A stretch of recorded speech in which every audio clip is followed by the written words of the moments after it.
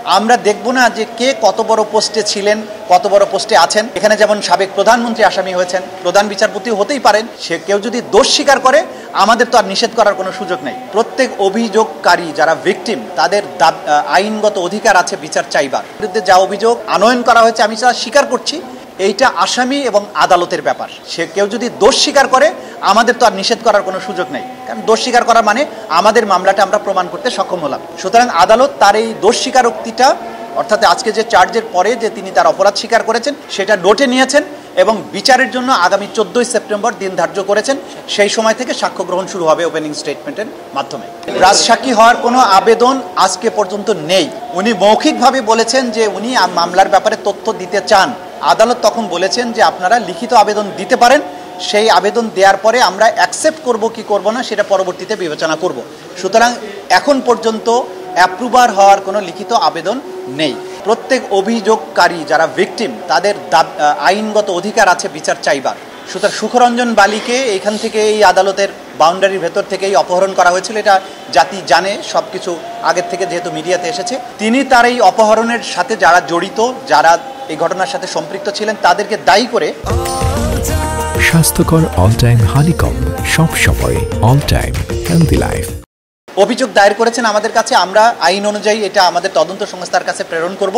তদন্তের মধ্য দিয়ে যা কিছু যার বিরুদ্ধে অভিযোগ প্রমাণিত হবে তার বিরুদ্ধে আমরা ফরমাল চার্জ দাখিল করব।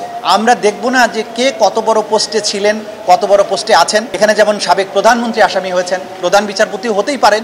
যদি তার বিরুদ্ধে সম্পৃক্ততা পাওয়া যায়, যদি আইনমন্ত্রীর সম্পৃক্ততা পাওয়া যায়, তদন্ত শেষে আমাদের তদন্ত সংস্থা সেই অনুযায়ী রিপোর্ট দিলে আইন সেই অনুযায়ী অগ্রসর হবে। আমরা অবাক হচ্ছি না, কারণ আগের সময়ে তো পুরো রাষ্ট্রযন্ত্রকেই একটা নিপীড়কের ভূমিকায় অবতীর্ণ করা হয়েছিল এবং গুমটাকে এতটা ইনস্টিটিউশনালাইজড করা হয়েছিল যে বাইরে থেকে গুম হওয়ার পাশাপাশি আদালতের মধ্য থেকেও সাক্ষীকে গুম করে তাকে গোপন ডিটেনশন সেন্টারে রাখা হয়েছিল, সেটা তিনি অভিযোগ করেছেন। তাকে পরবর্তীতে পুশব্যাক করে বাংলাদেশের আইন শৃঙ্খলা রক্ষাকারী বাহিনী ভারতীয় সীমান্তরক্ষীর কাছে তুলে দিয়েছিল, সেটাও তিনি অভিযোগ করেছেন এবং সেখানে তিনি বন্দী ছিলেন, সেটা রেকর্ডপত্র আছে, সেগুলো তিনি উল্লেখ করেছেন। সুতরাং তার অভিযোগের ভিত্তিতে আইনগত যা যা ব্যবস্থা নেওয়া দরকার তদন্ত সংস্থার রিপোর্টের প্রাপ্তি সাপেক্ষে আমরা সেই ধরনের ব্যবস্থা গ্রহণ করব। আইনে তো সবসময় সুযোগ থাকে। আপনি যদি দোষ স্বীকার করতে চান আপনাকে কি বাধা দেওয়া যাবে? দোষ স্বীকার করে যদি কেউ অ্যাপ্রুভাল হতে চায় সে এটাকে নিজেকে আদালতের সামনে বলতে পারে, কিন্তু সেটাকে অ্যাকসেপ্ট করা হবে কিনা এই ডিসিশন আদালত নেবেন এবং আদালত নেওয়ার আগে প্রসিকিউশনকে শুনবেন। আমরাও সেখানে আমাদের বক্তব্য রাখবো যে তার অ্যাপ্রুভার হওয়ার আবেদনের আমরা সম্মতি দিচ্ছি কি দিচ্ছি না। সেইটা যদি মামলা প্রয়োজনের প্রমাণের স্বার্থে প্রমাণ দরকার হয় তাহলে আমরা বলবো। এখন পর্যন্ত আমরা কারো অ্যাপ্রুভার হওয়ার ব্যাপারে এই মামলায় অ্যাপ্রুভার হওয়ার কোনো প্রয়োজনীয়তা দেখছি না। কিন্তু কেউ যদি স্বেচ্ছায় অ্যাপ্রুভার হতে চায় সেটা তার ব্যাপার, সেই ক্ষেত্রে আমাদের কোনো বক্তব্য নেই। কিন্তু আমাদের পক্ষ থেকে যদি শুনানির প্রয়োজন হয় তখন আমরা বলবো যে সাফিসিয়েন্ট এভিডেন্স আমাদের কাছে আছে, অ্যাপ্রুভার হওয়ার দরখাস্তের প্রয়োজন নাই, আমরা কাউকে অ্যাপ্রুভার হিসেবে চাই না।